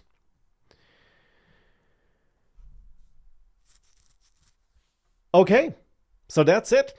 I hope you liked it. I hope it was helpful. I had a lot of fun.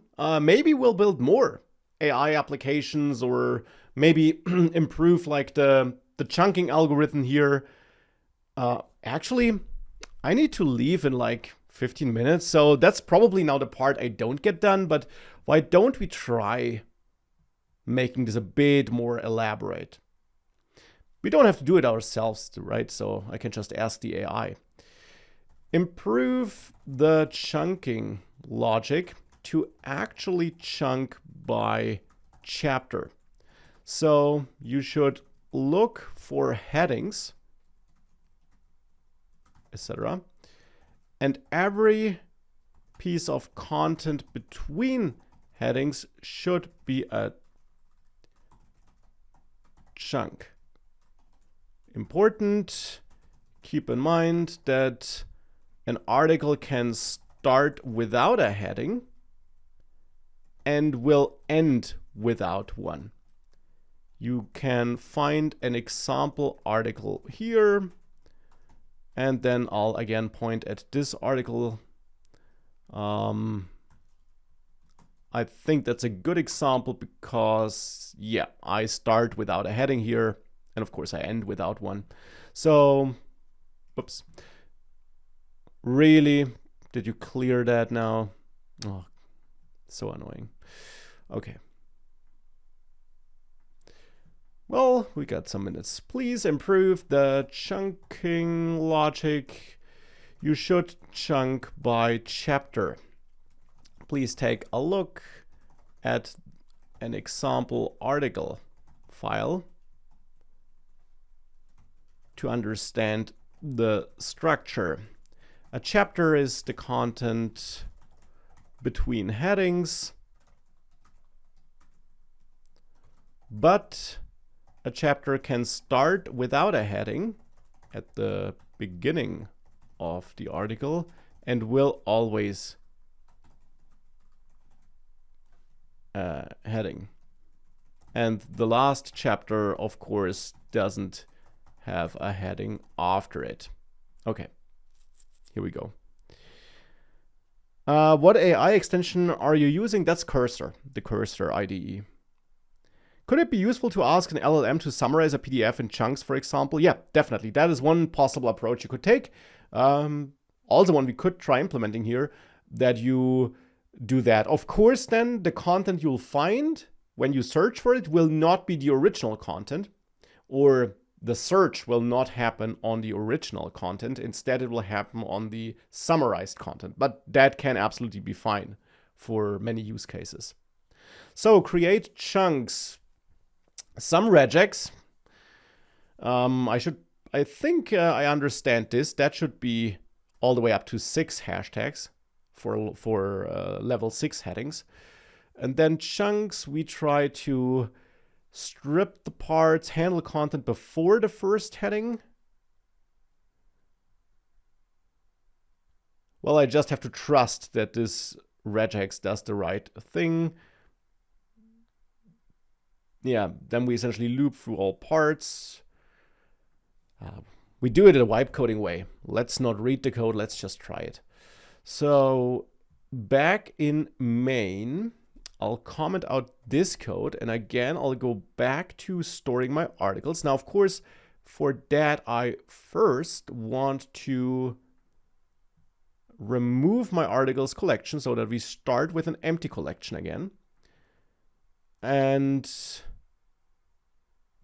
oh yeah, I removed that OS import. I need that. So now we'll see whether chunking works. I love Python. For chunk, in chunks, if chunk. Yeah, absolutely. Okay.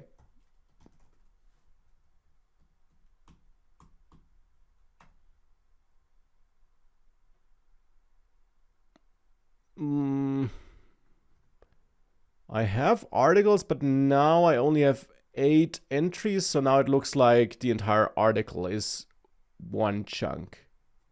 So it probably just removed the headings.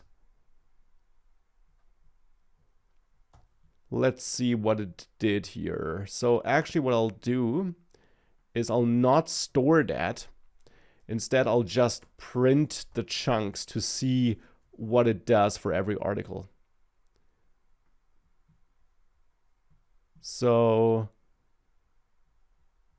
yeah, looks like my chunks list is a list with exactly one string inside of it, which is the entire article. Yeah, so that did not work. Give me that chat history. This does not work. Looks like every chunk is now the entire article. Let's see if we get there.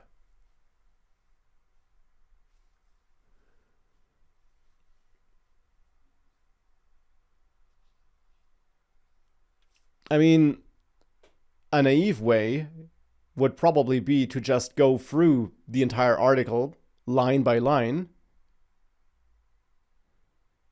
and then check whether that line is a, and then add every line to a string, which is the chunk, and check if the next line is a heading, and if it is, store that existing chunk and open a new one, start a new one. So that's probably how I would try it. Let's see what it does here. Gemini becoming really very good at coding. Yeah, it is. Gemini, I like it a lot. Though here, it looks like it's a bit stuck, to be honest. But I also had good results with Gemini. But this task might be a bit too hard.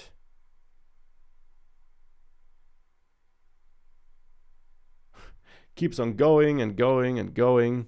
So I guess I'll stop it and I'll just try to implement it real quick myself, though I might fail. But so my idea is that I have my chunks list. So essentially what it did here too, chunks and current chunk. But I won't split.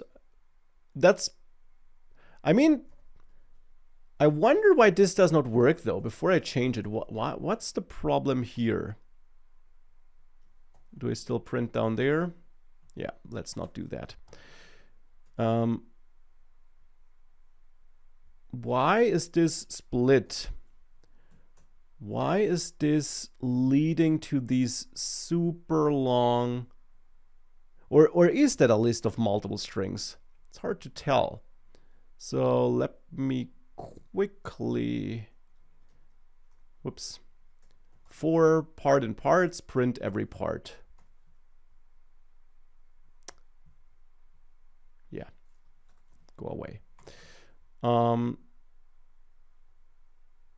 Okay, so, well, there are still headings in there. Is that because I changed the regex?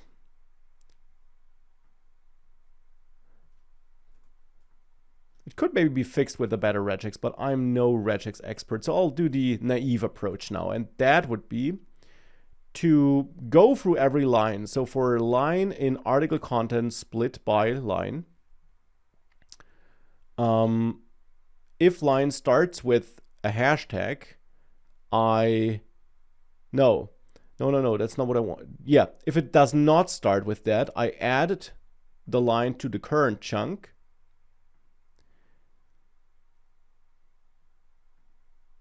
And I guess I add the line plus a line break. If the line starts with a hashtag, that means we have a heading. So in that case, I actually want to, append the current chunk to the chunks list. So finish it, so to say, and then start a new current chunk that starts with this line. Or that's an empty string if I want to ignore the heading. But why should, let's include it. So let's also add a line break here though.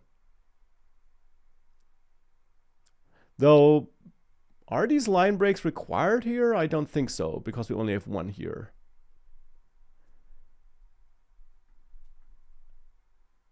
But actually, I guess that should be two, right? I want to split by paragraph. Probably. Do I? Let's split by paragraph, yeah. Okay, so now this would go through all of them. And in theory, that should be it. That should be my chunks, right?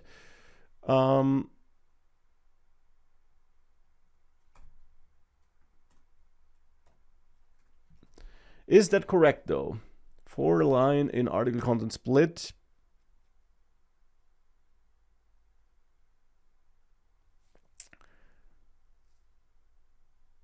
Return chunks. Yeah, well, let's simply see what we get, shall we? So print chunks.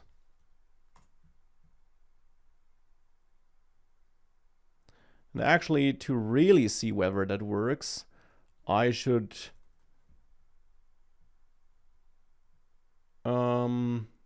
I should actually, for chunk and chunks, print chunk. Yeah, so I guess that doesn't look too bad, right? These should be my chunks here. So just to be safe, if I print a little separator, yeah, so that's looking good. So I think that should work. It's not the most performant way of doing that probably, but it should work. It should give me chunks where we have paragraphs.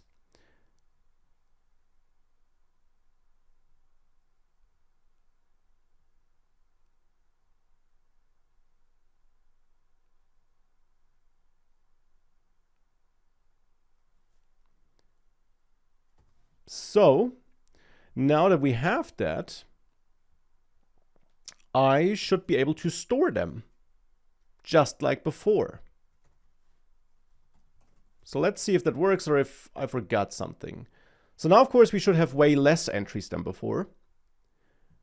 So if I go back to my collections, now it's only 41, which I guess makes sense. It's 8 articles, so 5 chapters per article.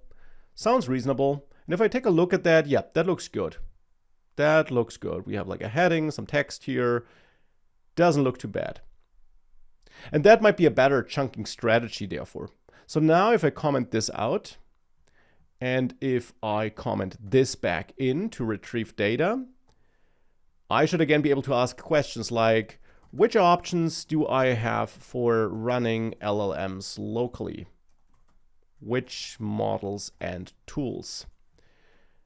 So again, here we see the chunks it retrieved, and now it's working on the answer. And of course, I can also like remove or comment out this print statement for future requests.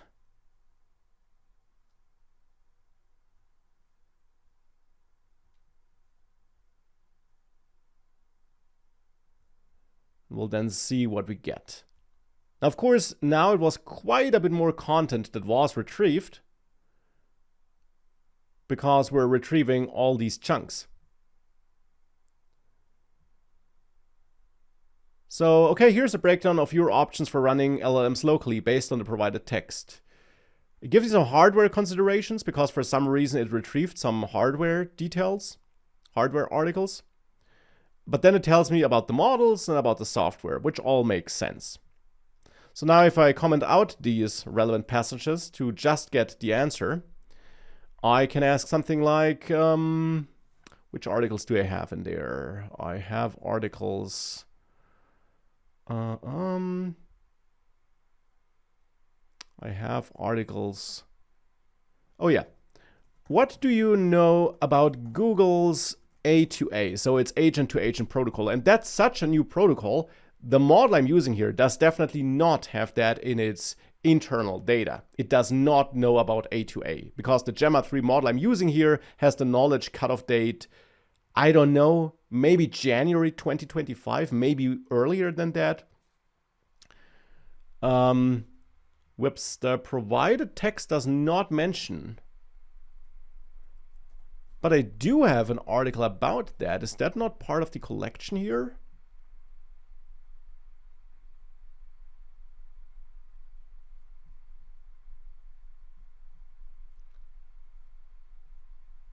I mean, I won't rule out that there is some error somewhere. No, it's in there. Google's A2A protocol.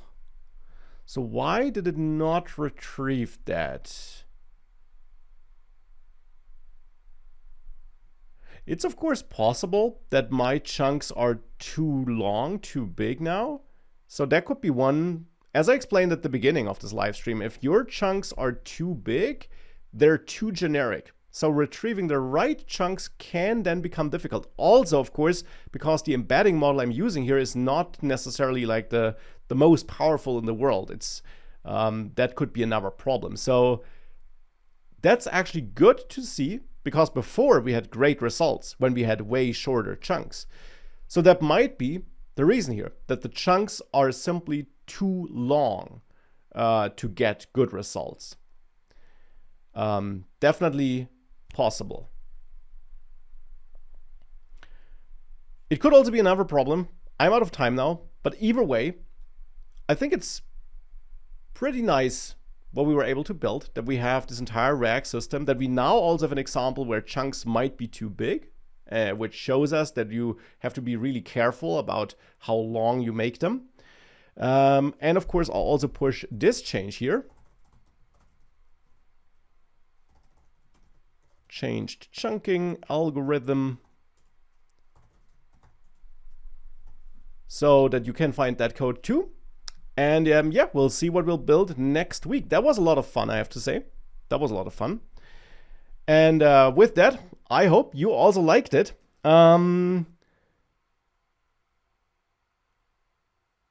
If it has a proper structure of the article, you may be able to create a class to map its spells. Yeah, you can definitely improve this in all kinds of ways. Also, the chunking algorithm could definitely be improved. We could, for example, try creating these short summaries with help of a large language model. That might be very promising. We could also, by the way, retrieve more results.